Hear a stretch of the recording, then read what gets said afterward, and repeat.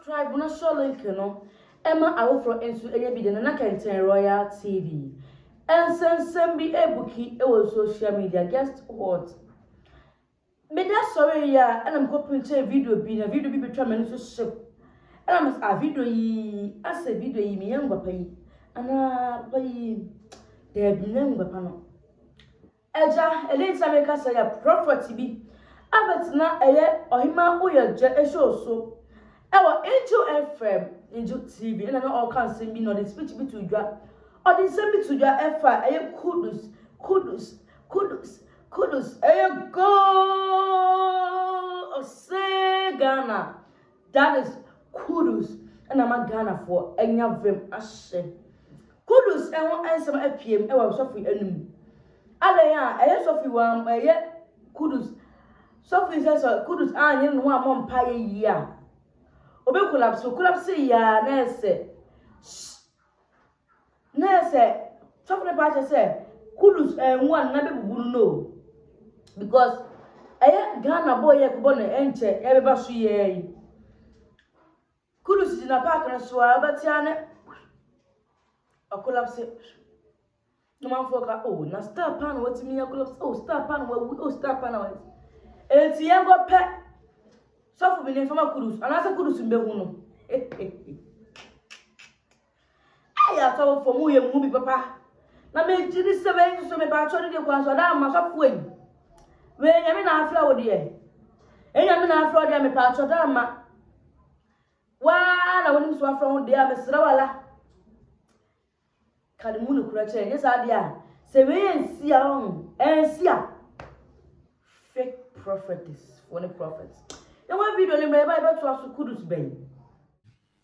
Abranti efel Muhammad Kudus momye mompaye man oh samom Kudus wake up ya Yakob wake up mom momaye mompaye ema Kudus we need to pray for him na wo so gina park ne so an we twahwe fom oh yeah na wo so gina park ne so na we twahwe fom na ade amoka ne se star ya ntimi anyina so anche oh yeah ensoma na ntimi anyina so anche star na ntimi anyina so anche ntimo me mompaye ma Kudus I see sa blaster cap ya mokoboyo America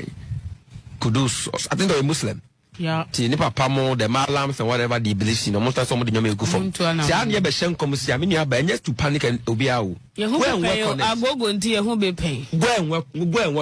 work on it na wo so gina park so na we cash from ni ye gas star na ntimi anyina so anche ko sen ko for solidity ano This is Angel 102. ni malam whoever be ojo mu di no they should start working on him. Okay. And a blaster coach, my friend say, coach Oto Ado. Sunsun that man. Ntina chese benya team no sunsun so na. Sunsun menim di o makoye. But most of the tune to makatan so. I saw black out. All these people no, they need spiritual help. I was say ye bomb pa ma womo. Adie bi o mo gidi bia no, they should start working on it. Yes sir. Amonfa nyoma yi. And then Blaster Cup, for the first time in history. Yeah. The Blasters, I saw victory. Oh, really? Yes. Yes, I saw victory. I saw victory. Me victory pa me nyamni kunibdie.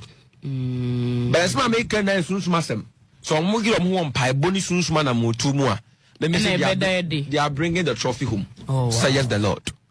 Wow. First in history. 102.9. And they should start working on this man making. Now there was some way a bit to make push you to victory. No, yeah, they should start doing it.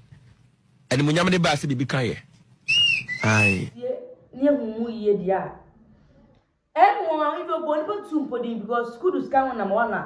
Bray or send Susan Grandposa and yet stable near the other. Yet, Susan Papa be money. Maybe I shall more.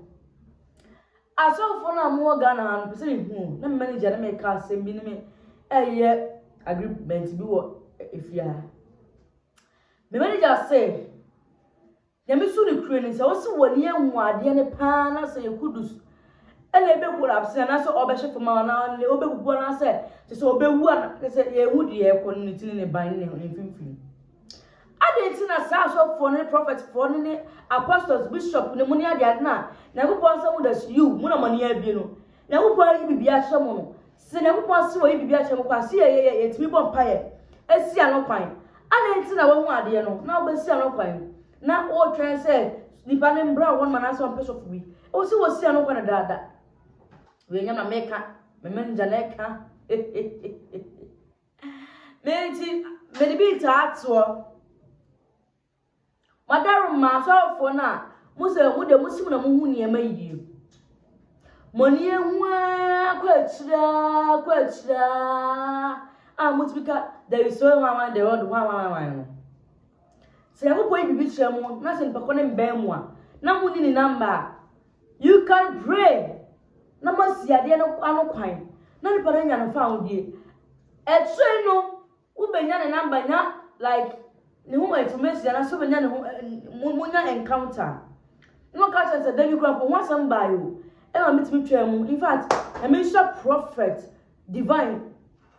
semensia sa pa ne in fact and fansela so besimi atu ho afra wo no wa afra wo besi anu kwa opupa papa me say what glory chapel me say papa ntimi ya ade a in fact ni papa po entimi nye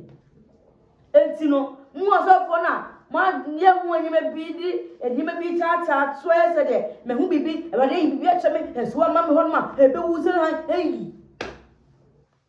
muntwa so na bible says wo yikura no asero no mo ba sai no anye adwuma no cause mo na mo say se ni para ma mo betimi ya won pae na won dey tell better social media ton enti ba so for papa wadama se ambemu a yenye odan se ebemu nso a yenye odan ana wo dey to church se de be amafo ba church ana asa dan yet tell me say ana Roger prophet Roger ema speech bi ewo anka me hu yeyi ewo se ka Roger odifo Roger ebo pa yesi anu kwan but me dey baaye sade opam number wanya enti utimi nya omo utimi pam number no wanya na omo timi ewu ato asampampa amawu ejo mbo mba ho na ya na so mamba ho na ye ana ade ai ona ye kasa e bia o Roger otumi o se nani hu ade kwa atire odifo shankwam odifo yese na wani mo pe ga na afo sofo ena mo ni je ho madama se na me bibi chama se nipa kwani weni wonu na wa memo we need number kurapo na at least pray for the person so that ni mabe to yie na wu nipa kwani na wu ni share encounter matimi asiesie asem no ali asie asafo na mpacho mo heme no we de mesremo sire mesimi ebugu ntoto to aka ne nsem ebiebie mu yi acha mo no sala we se ekọ no kosofu yi senyame abrom na se Ghana boy yi bedru Ghana FIFA ni bedru pa na se amemu ahun abwafo bi na abomo de mabe sampepe so na dima so ye na abemu enrowe enwa so we na bi me se diabetes no so hu kwa twa na so body ni bi krampoti na wo diabetes so hu se enko ya hweye krampo be kotwa wo hu ba bi afro no tipo diabetes adoni bi na enum na onso ohonto wo nim se pressure na ye ka no obetimi na pressure bra npako ni na obi nim ne nchen no otimi e to krampo a ontimi enka no bi mu ere odu hospital no yes wo pressure na timi apagya akanya no ho na wu at once some se pressure don't be enum na onso ohonto A to Z na ye ka na mo se se A to Z na no ani to Z say we be natural so we be ne hawo one mundru a enko me pa to Z enum onum a ho beto me ba to drama ya de num koko nsuo he e die biela ye liquid tin no betimi dia no e mo bra betimi dia pete so we nya bia e ye dubia di kokum obi ade asem be ma de enke ka be ma pa na ka obu emam utanfem sabi ukoti eye ka dwuma ebo adwuma ofifie e be for sweet at honey babe ni ade a bu krampo de se de gi ni ade ai manya be se gi na fema pe yi a asemasi gi ni aya na me frafra ni na no adwuma ntia oya adwuma eti be ma na mo de muni mu se enko wie no be ba to da ma pe be ma power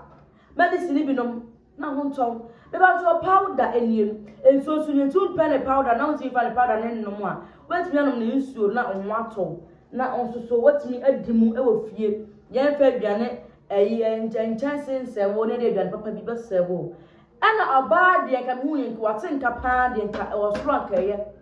because we got a friend that said rubber that to etua ho a what is one ma on tene de na what ne tese ne tasting po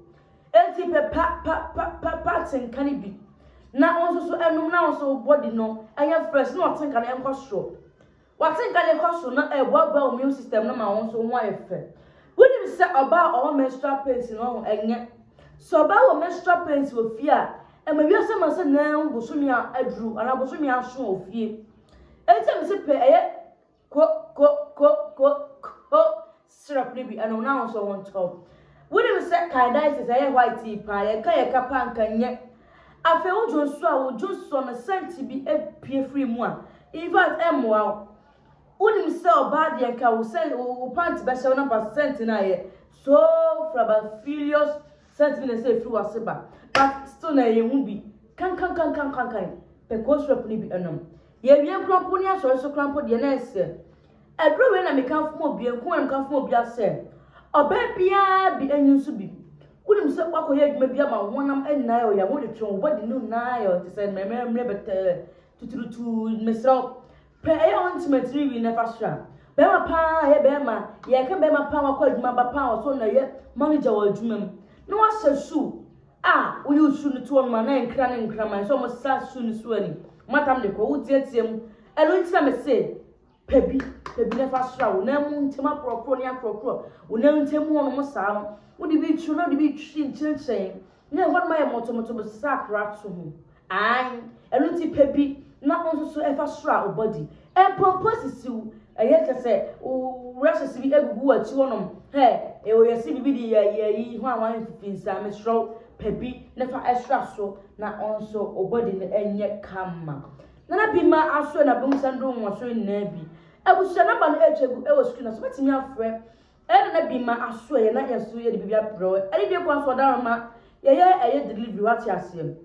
enti baby bera wo bia no betimi afre he wo abochuma mu he info na wo kwantente kra na afre na ye betimi ade bi edoni bi asoma ade apro enti edon affordable ne bo enye de nkura ye we de akurasi ka kokoko kakra bi na ye de acho me ba acho so timi so ye ne endi ko ba betimi afre na bi ma ena mba ne pacho da ama obesi ma afre ekosi obi so pacho de be ekosi ya obi aso na bi ma nkasa na ekosi ne so enti fre na bi ma aso na amofa eno ni bi embrew aya nyame aya adom na wantwe ke bi ma macron bye bye